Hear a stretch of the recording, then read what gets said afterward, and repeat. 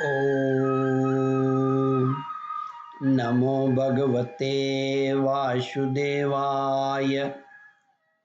श्रद्धालु भक्तों, श्रीमद् भागवत महापुराण के दशम स्कंद के पूर्वार्ध के 38वां अध्याय के अंतर्गत अक्रूर जी की ब्रज यात्रा का प्रस्तुतिकरण करूंगा।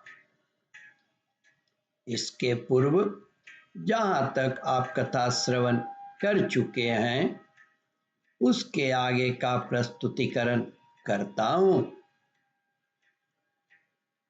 श्री सुखदेव जी कहते हैं, परीक्षित, स्वफल्क नंदन अक्रूर मार्ग में इसी चिंतन में डूबे डूबे रथ से नंदगांव पहुंच गए और सूर्य अस्ताचल पर चले गए।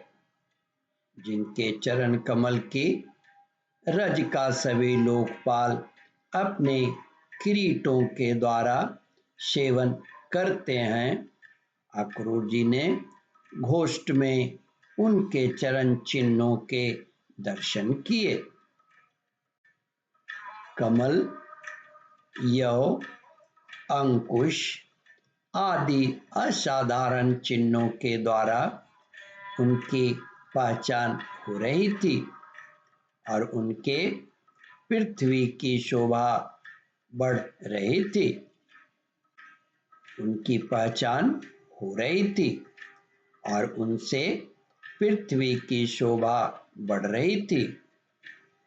उन चरण चिन्हों के दर्शन करते ही अक्रूर जी के हृदय में इतना आह्लाद हुआ कि वे अपने को संभाल न सके, विह्वल हो गए। प्रेम के आवेश से उनका रोम रोम खिल उठा, नेत्रों में आंसू भर आए और टप टप टपकने लगे।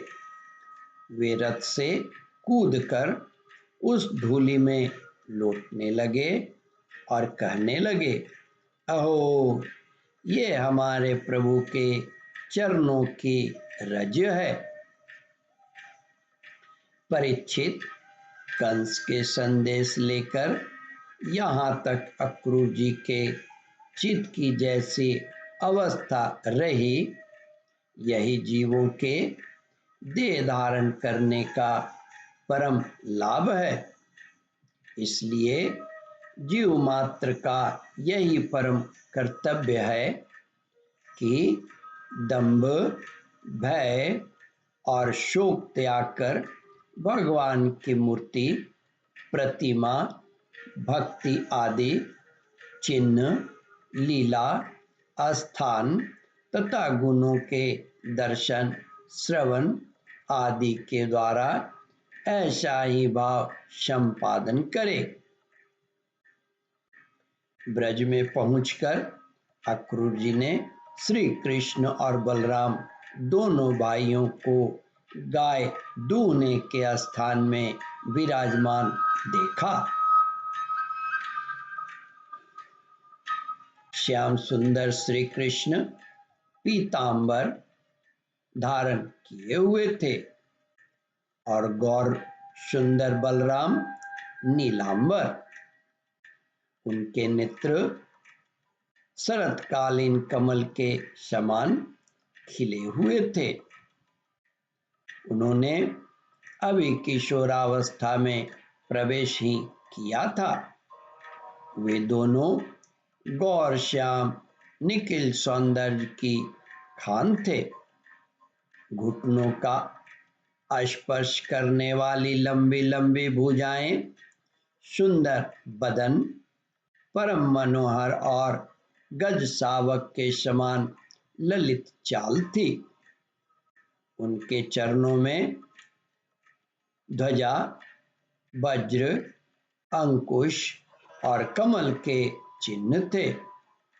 जब वे चलते थे उनसे चिन्हित होकर पृथ्वी शोभायमान हो जाती थी। उनकी मंद मंद मुस्कान और चितवन ऐसी थी मानो दया बरस रही हो।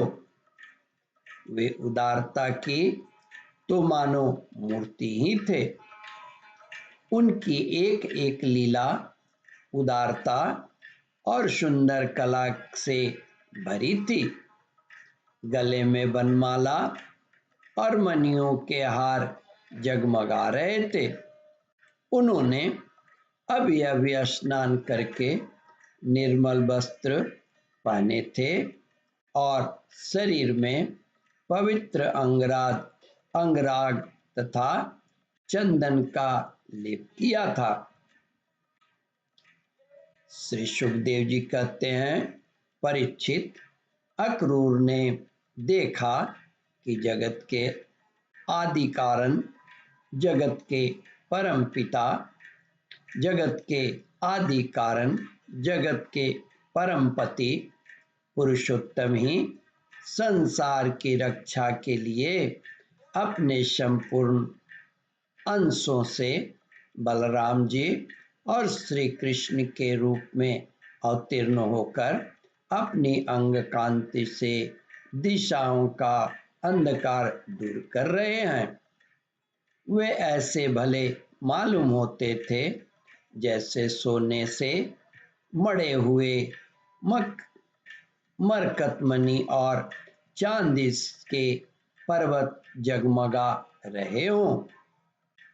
उन्हें देखते ही अक्रूर जी प्रेम वेग से अधीर होकर रथ से कूद पड़े और भगवान श्री कृष्ण तथा बलराम के चरणों के पास साष्टांग लौट गए।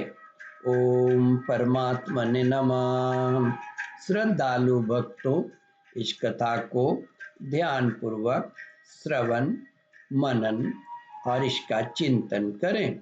इस कथामृत का रसास्वादन अपने बंधु बांधवों को भी करावे। इस वीडियो को शेयर और सब्सक्राइब करें। ओम परमात्मने नमः।